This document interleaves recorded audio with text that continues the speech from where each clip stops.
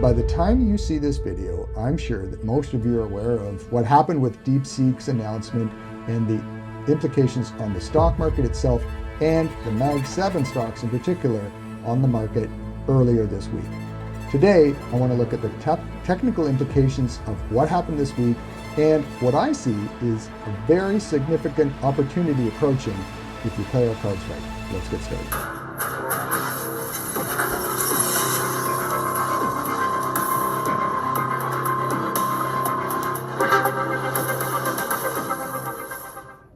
Okay, a little bit of quick technical analysis on the MAG7 stocks. A good way of looking at those stocks is to use the ETF that's traded in the New York Stock Exchange, ticker symbol MAGS. Now, it's not been around for too long. I think it's only been a couple of years, but it still gives us the trend and the general look of the momentum indicators that we're going to look at today. This is a daily chart of that ETF, of MAGS, and we've got the 200-day moving average plus some momentum indicators, and I want to show you what I was looking at in the last quarter of 2024 and right now and where I see the opportunity. So let's start off with the 200-day moving average. Back in December, I was commenting that I felt the market was overvalued or overbought technically on the MAG7. Well, here's the 200-day, which at that time was trading around 44, and the price itself of the MAGs was around 58.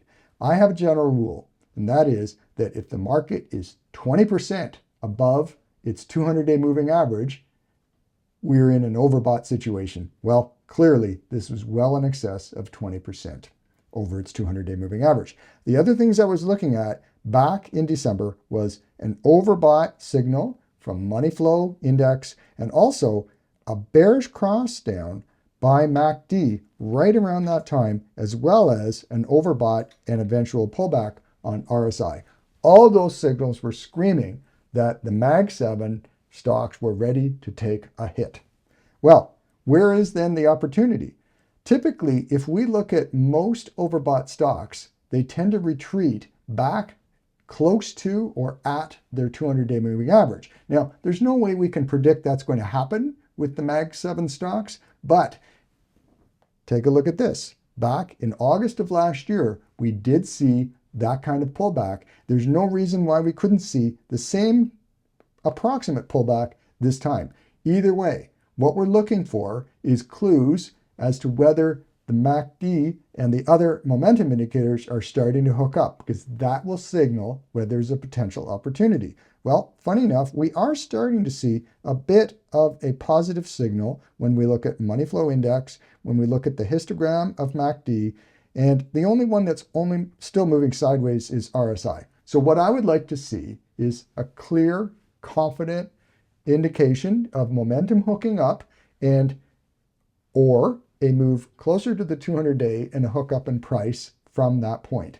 Either way, I think there's opportunity coming for the MAG7 because I think it was a big overreaction as far as the impact by Deepseek on this group of stocks. These guys are the kings. They are major momentum stocks on the market, and I don't think it's going to end just yet. I think it's going to pull back, stay on trend, and then there'll be a super buying opportunity in the next coming months on this group. Keep an eye on those momentum indicators. Keep an eye on how close we are to the 200-day moving average. And I think could be a very good opportunity on the MAG7 stocks coming up.